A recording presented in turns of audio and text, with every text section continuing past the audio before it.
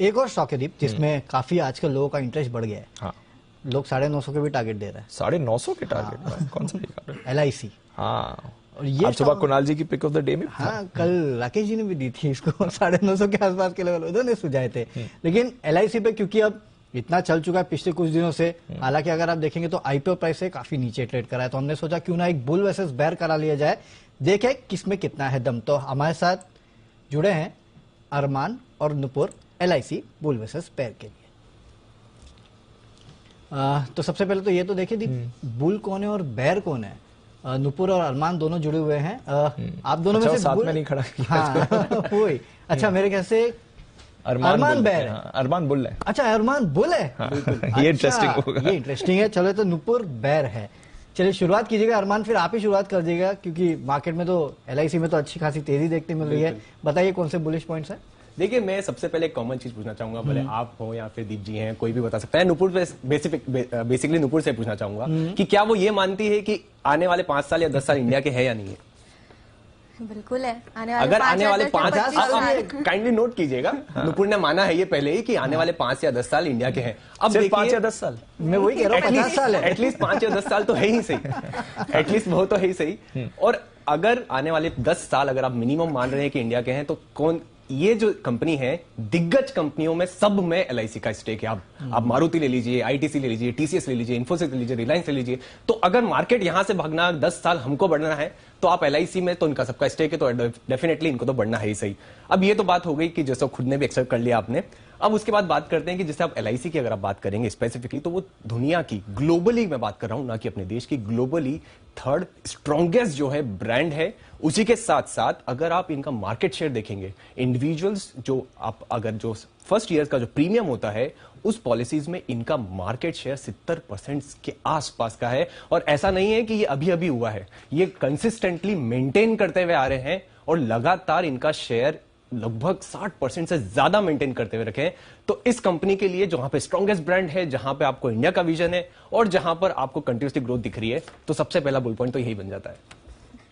हो सकता है LIC का इन्वेस्टमेंट इतनी सारी कंपनीज में हो, लेकिन कंपटीशन भी उतना ही ज्यादा है। अगर LIC को कंपेयर करें दूसरे प्लेयर्स के साथ, तो उसकी जो ग्रोथ है पिछले कुछ सालों में देखा है कि वहां पे काफी ज्यादा इम्पैक्ट आया है। इनफैक्ट आपने मार्केट शेयर की बात की तो एक पॉइंट पे ऐसा होता था कि जहाँ पे 80% से ज्यादा का मार्केट शेयर कंपनी के पास हुआ करता था। अब रीजन क्या है कि क्यों मार्केट शेयर में हमने फॉल देखा है? एक तो कंपटीशन काफी ज्यादा है, साथ में जो रिस्ट्रिक्शंस होती है, एजेंट्स जो होते हैं उनके जो प्रोडक्ट्स बेचते हैं उनकी एबिलिटी पे जो रिस्ट्रिक्शंस आती है, इतने ज्यादा रूल्स एंड रेगुलेशन है इस इंडस्ट्री में कि यहाँ पे एक इम्पैक्ट आता था। साथ ही साथ एक और पॉइंट है कि जितने भी रूल्स एंड रेगुलेशंस होते हैं उसका एक सिग्निफिकेंट इम्पैक्ट ऑपरेटिंग एक्सपेंस पे आता है, जो आपकी जो प्रॉफिट्स है उस पर भी एक इम्पैक्ट डालता है।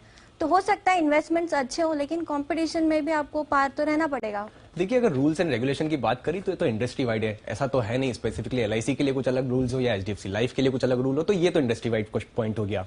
अब उस हिसाब से अगर आप देखेंगे, हाँ डेफिनेटली इनका मार्केट शेयर कम हुआ है, पर अब कंपनी कर क्या रही है? कंपनी जब से IPO लाई है उसके बाद से कंपनी का मैनेजमेंट लगातार नॉन पार सेगमेंट में फोकस करता हुआ जा रहा है। नॉन पार सेगमेंट में क्या होता है? नॉन पार सेगमेंट में ये चीज होती है कि उन्हें अपना जो प्रॉफिट है वो जो पॉलिसी होल्डर्स उनके साथ शेयर नहीं करना पड़ता है और उसमें मार्जिन ज्यादा होते हैं। और ये क्वार्टर ऑन क्वार्टर जितना परसेंटेज है इनका नॉन पार सेगमेंट का, जितना परसेंटेज है टोटल जितनी पॉलिसीज है उसमें लगातार बढ़ता जा रहा है। पहले 7% था, 7.15, फिर उसके बाद 7.85 और अब 9% के आसपास होता हुआ गया है। और इसी का इफेक्ट आपको दिख रहा है कि value of new business margin, जो इन कंपनियों के लिए, इंश्योरेंस, लाइफ इंश्योरेंस कंपनी के लिए स्पेसिफिक इंडिकेटर होता है, जिसको माना जाता है और जिसको नेगेटिव इंपैक्ट बताया जा रहा था कि जो पहले सिर्फ 9% का था, वहीं दूसरी कंपनियों के लगभग 25% के आसपास का था, वो 9% से बढ़कर अब 15% पर आता हुआ दिखा है। इसीलिए आपने देखा कि कंपनी में लगातार आपको दिखेंगे, लगातार आपको खरीदारी भी आती हुई दिख रही है।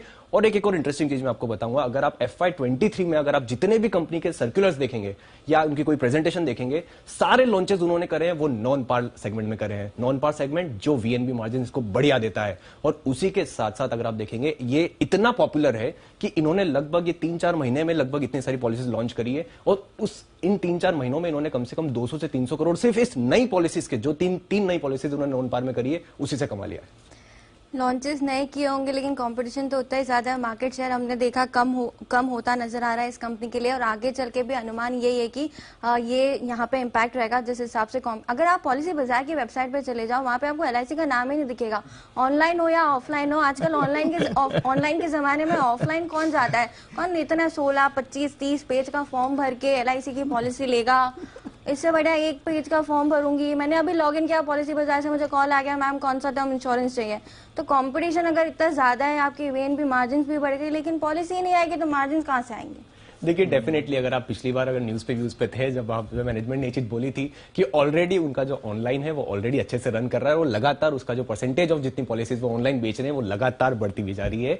और इसी का रीजन अगर आप देखेंगे कि जो आप इंस्टीट्यूशंस हैं वो धीरे धीरे इसको लाइक भी करते हुए जा रहे हैं। उसी के साथ साथ अगर अब मैं बात करूं कि कंपनी के वैल्यूएशंस की, ये तो सारी चीजें मैंने आपको बता दी कि इतनी अच्छी चीजें हो रही है, पर कंपनी का वैल्यूएशन जो प्राइवेट कंपनीज है वहां से अगर आप देखेंगे तो लगभग आधे हैं। अगर एम्बेडेड वैल्यू के हिसाब से अगर आप देखेंगे तो लगभग आधे वैल्यू पे ट्रेड कर रहा है। ऐसी कंपनी जो दिग्गज कंपनी है, ग्लोबली थर्ड स्ट्रॉन्गेस्ट ब्रांड है, जिसका आपको श्योर है कि अगर यहां पर इंडिया में ग्रोथ आनी है तो LIC में ग्रोथ आनी है, वो कंपनी दूसरे कंपेरिजन में आपको आधे भाव पे मिल रही है।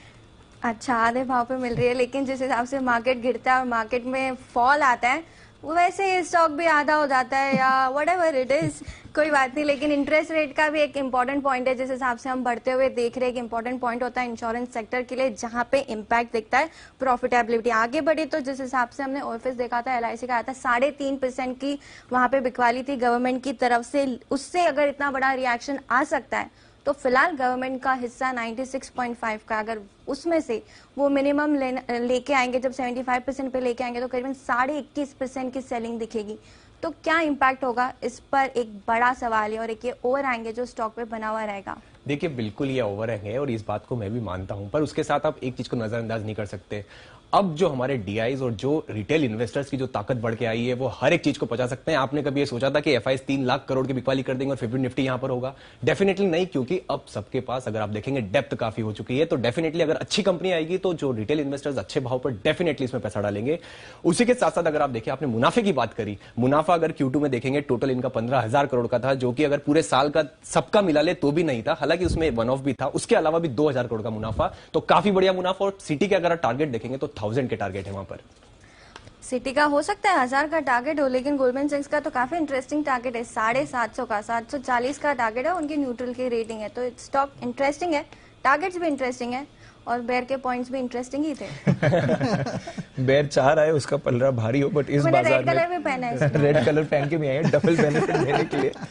बट इस बाजार में तो हम देख रहे हैं ज्यादातर बुलिश व्यूज ही LIC पर बने हुए हैं डेफिनेटली। लेकिन डीप इसमें इंटरेस्टिंग है, फंडामेंटल्स आप देखोगे तो कोई नहीं कहेगा कि इस कंपनी के फंडामेंटल्स खराब है, सब अच्छा है। India is equal to LIC, LIC is equal to India, ये है। लेकिन 3.5% बेचने में पसीने निकल गए सर। अब वो 21.5% कब बेचेंगे और उतनी एपेटाइट कब आएगी? अब खरीदे कि वो 21.5% बिकेगा उसके बाद खरीदे, ये समझ में नहीं आता। नया मूव